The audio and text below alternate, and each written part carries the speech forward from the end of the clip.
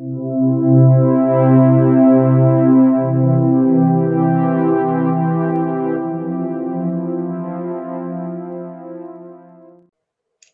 it's Alison Normore. I'm reading from my book, Return to Pangaea. Nature as Healer. That winter, after finishing my doctorate and accepting another research job, I began to exhibit symptoms of burnout. I need a therapist to point out that the headaches, insomnia, mental and emotional exhaustion are my body's way of saying enough. This is the first long-term therapeutic relationship where I'm ready to share my life experience. With the therapist's help, I tap into deep wells of sadness. Tell her if I start to cry, I'm afraid I'll never stop. She suggests it may be time to process long-held grief accumulated like so much baggage along the road of life, to take time from my work to do this and consider my next steps.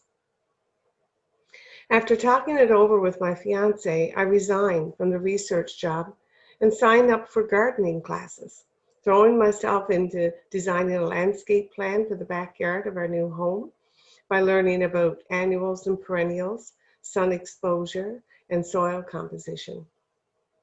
As the ground warms, I dig flower beds and line paths with rocks.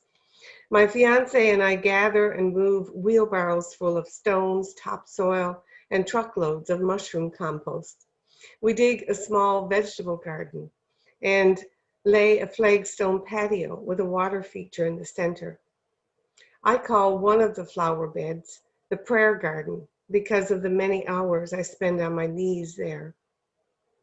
A corner plot under the shade of a large neighboring maple tree becomes the Newfoundland corner. There I plant things that remind me of home: potentilla, blueberry, gooseberry, and raspberry bushes spreading juniper.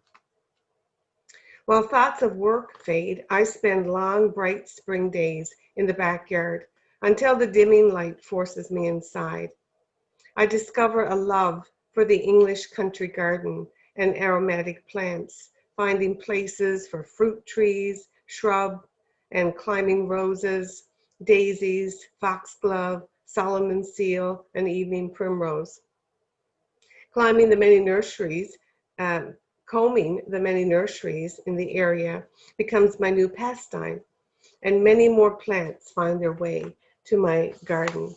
Violets, carnations, delphiniums, lavender, peonies, lily of the valley, and clematis among them. The garden takes shape, and by the following summer, it explodes with growth, color, and fragrance. Visitors are amazed how the garden has matured in only one season.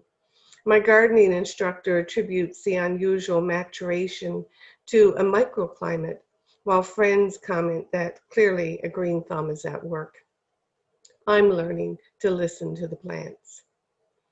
A few months later, in the fall of 1999, I feel renewed enough to take on a sessional teaching position at the university. And in the winter, I'm offered a research contract in Toronto. Commuting for 4 hours a day, I continue my explorations into spiritual topics, journaling, and meditation. In April 2000, my sister invites me and our sister to join her at Findhorn for a conference on angels. The location is an international spiritual community, learning center, and eco-village formed in the 1970s, located in the north of Scotland. Looking at the conference lineup, a few workshop topics jump out, such as Dances of the Great Mother, a workshop facilitated by Laura Shannon, an internationally known teacher of traditional women's dance. To my surprise, the presenters are not the flaky New Age types I'd expected, but credible, educated professionals at the leading edge of ancient wisdom and spiritual healing for the modern world. Sandra Ingerman is a well-known psychologist and teacher of shamanism. Wondering how this topic fits into a conference on angels, I'm intrigued enough to attend her session and buy her book on soul retrieval. It's a bit like visiting a foreign country. Interesting, but I can't imagine living there. At the first opportunity, I give the book away, out of sight and out of mind for now. During a period of commuting for work from Guelph to downtown Toronto, I write this poem. Unexpected joy on Yonge Street. Walking, temporarily freed from my Bay and Bloor office tower, I see a larger-than-life red-brown horse with heavy iron-clad hoofs effortlessly echoing on gray concrete and slick, shiny black asphalt. A mythic creature emerging from the mist of Platonia, as fluorescent signs flash erratically along endless tacky shop fronts.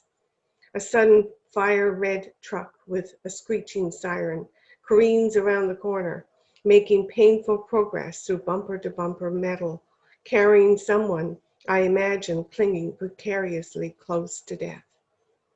The pressed sidewalk filled to overflowing with oblivious, chattering, pointing tourists with video cameras, and a steady stream of end-of-day pedestrians, resolute, focused distantly.